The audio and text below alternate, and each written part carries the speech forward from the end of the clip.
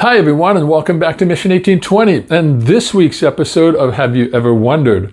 If you're just joining us, we're in a series called Books of the Bible, and we've been giving introductions into each book of the Bible in just 5 minutes or less. So without further ado, let's go ahead and dive into this week's book. I'm pretty excited because this week we actually start our journey through the New Testament books of the Bible. And the first book of the New Testament is the book of Matthew. And in a nutshell, the book of Matthew is an account of Jesus' life and his ministry while he was here on earth.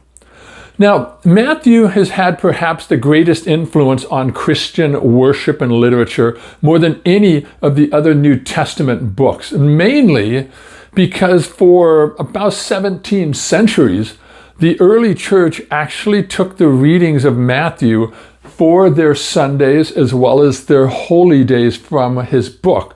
Now, they only drew from the other Gospels of Mark, Luke, and John when they felt that Matthew was a little insufficient for them. The book of Matthew is a gospel, and the gospel means good news. Now, this book offers what I think is the most systematic arrangement of Jesus' teachings in the New Testament.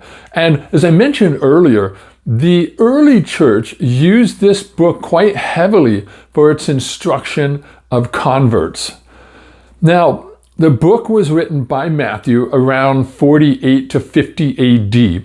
And even though the book doesn't address the author by name, it is still assumed that the author is Matthew, the former tax collector. Because the earliest manuscripts of Matthew don't identify any author, this has actually caused some modern scholars to reject Matthew as the author. However, since the 2nd century AD, church tradition has recognized Matthew as the writer.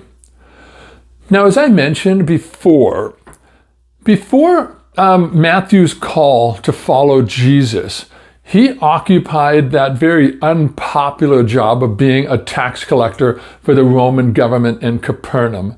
And because of Matthew's extensive training and education, he was most likely very good at taking accurate notes and keeping good records of what went on around him.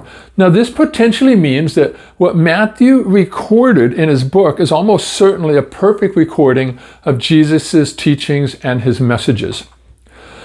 The book was written when most Christians were Jewish converts. So Matthew's focus on the Jewish perspective in his book is quite understandable.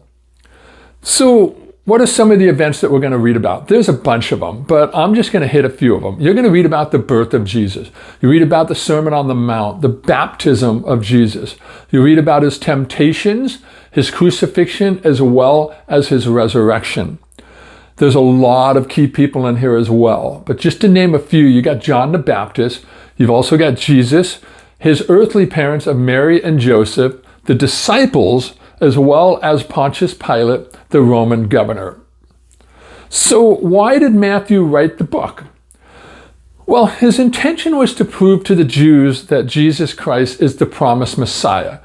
And because Matthew's purpose is to present Jesus Christ as the King and Messiah of Israel, he quotes from the Old Testament about 130 times from the prophetic passages, demonstrating just how Jesus fulfilled the prophecies of the Old Testament.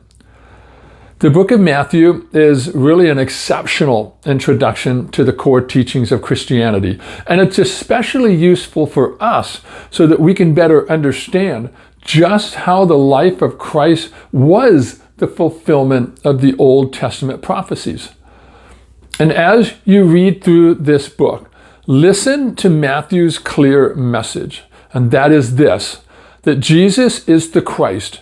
He's the King of Kings, and he is the Lord of Lords. So let's celebrate his victory over evil and death, and let's make Jesus the Lord of each of our own lives.